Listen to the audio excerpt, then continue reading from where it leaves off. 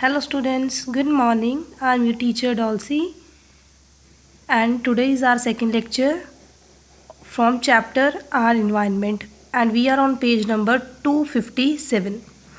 So जो topic मैंने आपको कल करवाया था उससे रिलेटेड आपके सिलेबस में कितने क्वेश्चन हैं? 3। और ये तीनों क्वेश्चन आपने अपनी कॉपी पे फेयर नोटबुक पे क्या करने हैं? अटेम्प्ट करने हैं।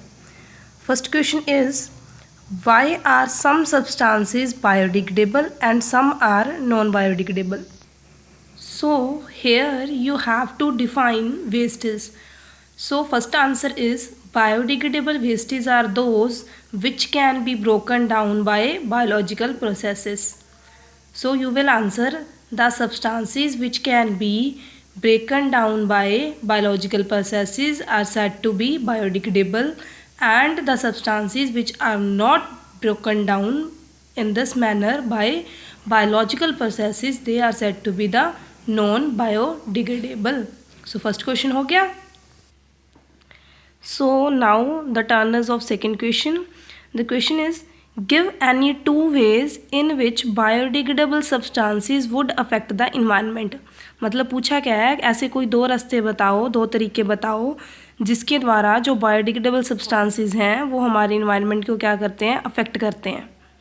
Okay, so as you know biodegradable substances are degraded by biological processes. So when they degrade foul smell is produced. Secondly, but they cannot be accumulated in the environment. Second point, they do not get accumulate in the environment, so they do not produce any pollution. Okay, so biodegradable substances are necessary for making the soil fertile because only biodegradation is the only method to add the nutrients back to the soil. Okay, so biodegradable substances do not harm the environment. They affect the environment in a positive way by adding nutrients to the soil, and they do not get persist in the environment to harm the ecosystem. Third question is give any two ways in which non-biodegradable substances would affect the environment. Now same question is for non-biodegradable. As you know, the non-biodegradable substances are not broken down by biological processes. ये degrade नहीं होते.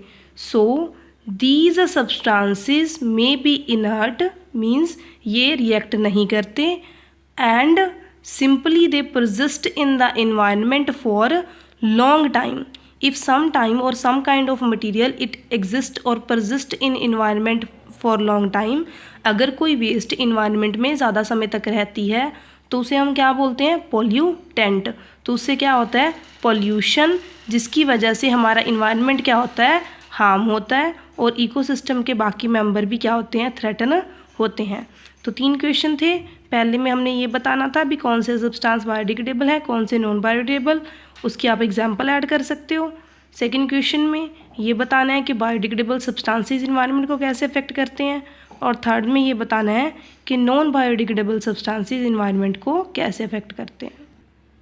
Okay, after attempting question now we are on another topic that is 15.2 that is ecosystem. So जैसे आप छोटे होते environment use करते थे ना, तो बायोलॉजी में एग्जैक्ट टर्म उसको रिप्रेजेंट करने के लिए क्या है? इकोसिस्टम. तो यहाँ पे हम डिफ़ाइन करेंगे भी इकोसिस्टम होता क्या है, उसकी कौन कौन सी यूनिट हैं, और वो आपस में कैसे क्या करते हैं? इंटरेक्ट करते हैं. So ecosystem has all the organisms such as plant, animals, micro organism and human beings as well as its physical surrounding interacting with each other and maintain a balance in nature. So ecosystem में क्या आता है? सारे के सारे living organism और सारे के सारे non living abiotic factors. Ecosystem की हम यूजली 2 यूनिट्स के बारे में डिस्कस करते हैं. First is biotic unit, second one is abiotic unit. Biotic means वो यूनिट जिसमें लाइफ हो, और एबायोटिक का मतलब है ऐसी यूनिट जिसमें लाइफ ना हो। तो बायोटिक में कौन कौन आ जाते हैं, जैसे कि प्लांट, एनिमल और बाकी बैक्टीरिया वगैरह, या वायरस, जो भी माइक्रो ऑर्गेनिजम्स हैं वो सारे आ जाते हैं किसमें, बायोटिक फैक्टर में।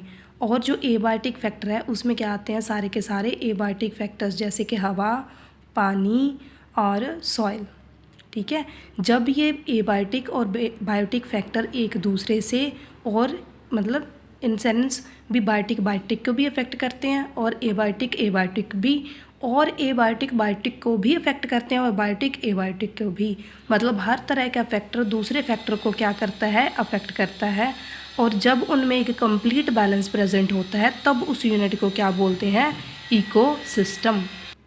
So all the biotic and abiotic factor, when they interact, they form a unit known as ecosystem. Same is written here. An ecosystem consists of biotic component comprises of living organism, and abiotic factor comprises of physical factors like temperature, rainfall, wind, soil and minerals, etc. Okay, so if you deal about an ecosystem, then you can say a garden is an ecosystem, an aquarium is an ecosystem, a forest is an ecosystem. Everywhere where diversity is found, it is said to be an ecosystem. So ecosystem can be of two types. It can be natural or can be artificial.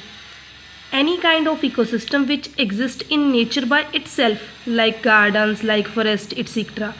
But the ecosystem built by human being artificially depending upon its need, it is said to be the artificial ecosystem, like the crop field, like the gardens, like the aquarium and other. They have the same life feature like the natural one, but they are created by human being itself, not by nature itself. Thank you. Tomorrow we will discuss about the units of ecosystem. If you have any problem, you can contact me at my number. Thank you.